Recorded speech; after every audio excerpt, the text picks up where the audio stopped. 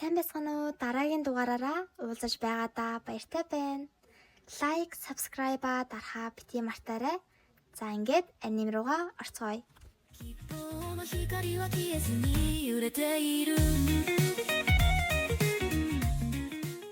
Риса Отоныгийн надад чамгүйгээр хэцүү байх болно гэх үгийг нь зүүдгээд бодчихдог. Риса хичээлдээ ч муудаж зуны сургалтанд суухаар болсондоо нэлээд харамсаастай. Сайхан амрыг гэж бодсон юмсан гэхдээ нь юуны чинь сайхан амрах чам шиг тэнэгэл чухал үед унтаад юу ч сонсохгүй хэмээн Нобучангийн зэмлэлт нь түүнийг уламж гуниглуулж байв.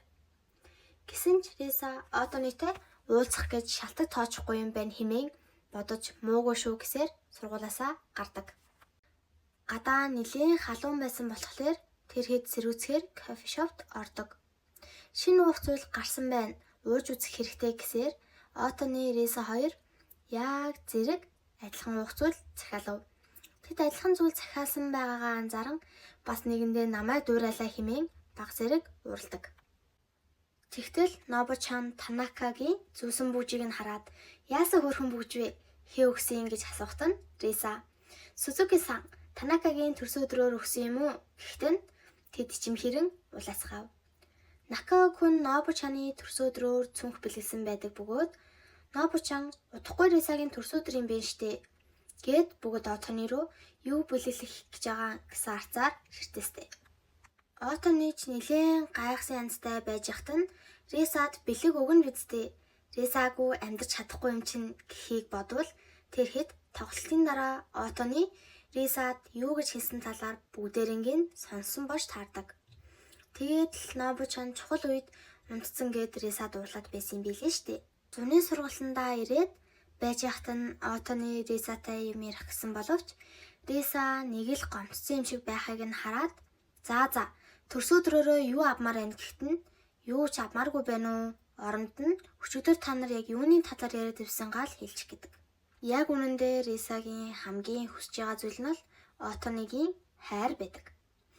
Рисач гэртээ ирээд өмнө нь болсон бүх юмаа бодоод их чин болж тээ хийсэн маань үр дүнгээ өгөх болов гэд хүн бодолд орсон зогсож идэг.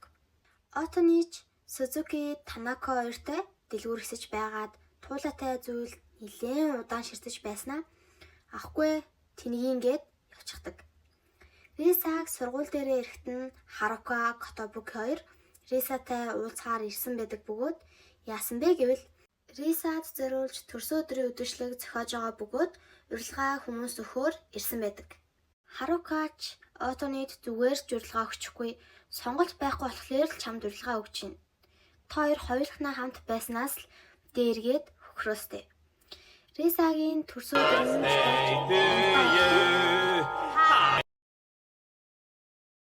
Риса Отоныг хайсан боловч ирээгүй байдаг. Майтич цэцэг барьсаар ирдэг бөгөөд Харука Рисагийн дуртай бүх хоолыг нь хийсэн байдаг. Бүгд хоолоо идэж байсан чинь гадаа салют будаж байгааг нь мэдээд бүгдээрээ дээвэр дээр гараад салют будаж байхад нь Риса Отонытэй өмнө нь хамт салют будаж байгааг харж байснаа бодон хөвгөлтэй биш байна. Отоны хажууд байхгүй болохоор гой харагдахчгүй байна гэд Отоныг бодоод зогсож байхад нь Отоныгоос мессеж ирдэг. Мессежийг харуул арчин байна гэдэг бөгөөд Риса эргээ хартал Отоны буланд зогсож байдаг. Рисач сэмхэн Отоны дээр очдог бөгөөд Рисаг туулайнд дуртай болохоор нь өмнө нь харж байсан туулаатай зүйлтэй авсан байдаг. Зүйлд авах гэж л Отоны ингэж их оройтсон байдаг бөгөөд Риса чамгүй надад их хэцүү юм аа гэж бодоод зогсож байлаа. Гэхдээ Отоны би тоглолтын дараа яг ингэж хэлсэн. Гэхдээ нэг хүн таад сонсож чадаагүй болохоос биш гэхэд Риса тэрнийг зүүд биш байсанг нь мэдээд бөөн баяр болдог. Тэрний дараа нэг иймэрхүү зүйл болдог.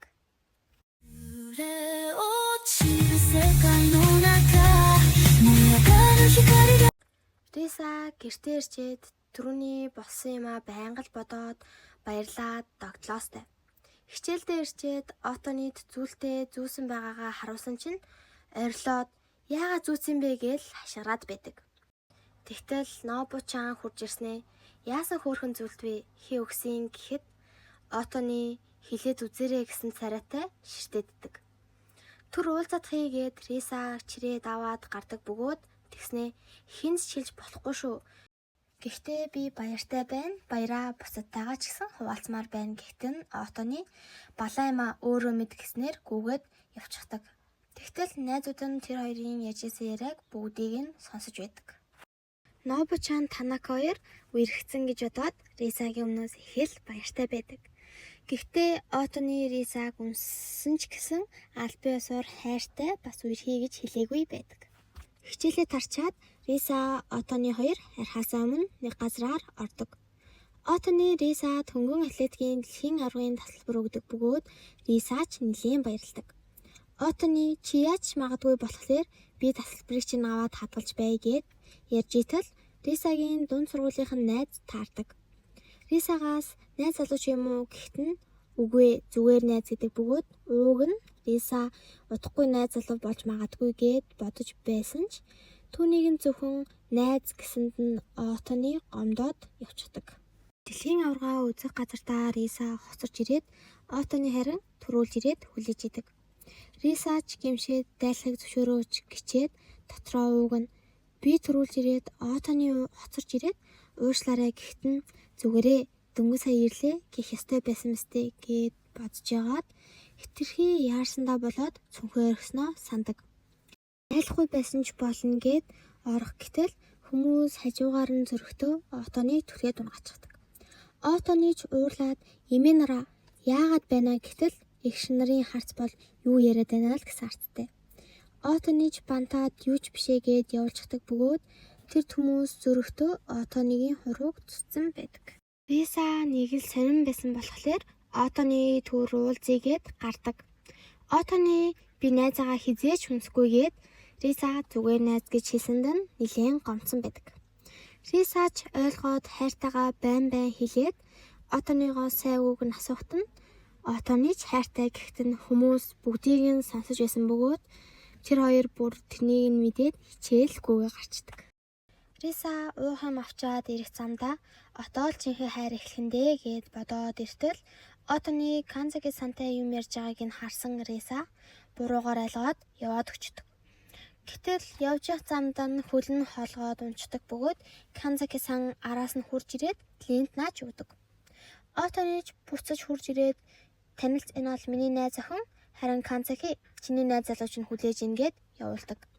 Рисач баярлаад уйлаад бөө юм болж харж итэд Отоныгийн хөрш болох Мими гэдэг хүүхэдтэй тааралддаг. Рисаг найз охин гэдгийг нь мэдээд ууг нь нэлээд хөөрхөн ийдэг охин байсан боловч тэр хоёрыг явсны дараа жинхэнэ төрхөн ил гардаг. Риса Отоныг гэрийнх нь нүдэнд хүлээж идэг бөгөөд Отоны чи ч арай хитэрж байгаа юм биш үү гэхэд нь Риса би одоо жаргаж байна штэ гэд нэг хөөрхөн юм ярьж байхад нь Отоныгийн хурж болох Мимитэй таардаг. Мими ч Рисаг ямар хөөрхөн юм бэ гэд магтаж байхад нь Отоны Риса хойлоо хоцрох нэ гэснээр давуулаад явдаг. Мими ч нэг хөөрхөн инээж байснаа шаал өөр болчихдог бөгөөд Отоны Риса хоёрыг ангитаа ирэхэд нь хизээвээ яагаад хэлээгүй юм бэ? Яаж гуйсан гайхалтай баяр хүргэе гэд бөөн асуулт араас нь асуугаастай. Харин Харухагийн толгой нь бүр иргэцэн. Яагаад энэ нэг юмыг сонгож байгаа юм бэ? Яагаад гэдэл нилийн гайхсан байдаг. Найзууд нь ч ашгүй хос боллоо гэд бөөн баяр болдог. Зуны гэрийн даалгавраа хийгээгүй болохоор Отоныгийн гэрт нь очиж хийхээр болдог. Өрөөнд нь ортол Мими сууж байдаг бөгөөд Отоны Риса хоёр бүр шок. Мими Отоныг өндөр болгохын тулд өдөр болгон сүү авчирдаг юм байна лээ. Тэгээд сүүгээ өгөх гээд ирсэн байдаг бөгөөд Мими Рисатай ярилцмаар байна гэд Отоныг төр буудаг. Рисач Мими чи яасан хөөрхөн юм бэ? Ямар гоё биетэй өндөр чинь яг 172 надтай ч 100 юм бэ штэ гэд ярьж идэг бөгөөд Мими Отоныгийн өмнөх найз охин нь намхан байсныг мэдхүү гэхэд нь тийм ээ жижигхэн хөөрхөн охин байсан шүү. Мими тийм болохоор л би Отоныгоос холдсон юм. Отоны намхан охид таалагддаг харин би өндөр. Тийм болохоор байн сүү авчирдаг гэд харандаага яг Рисагийн гарыг нь хажууд нь зоодог бөгөөд тэгснэ. Өө зөрчлөө гэд үнэн төрхөө гаргадаг. Рисаг Отоныг бити наалдаад бай гэхдээ Риса айсан шинжтэй Мими гэхдээ бити муухай амаараа миний нэрийг дуудаад байгээд жинхэнэ дазаад байж идэл ашгүй Отоны хурж ирдэг.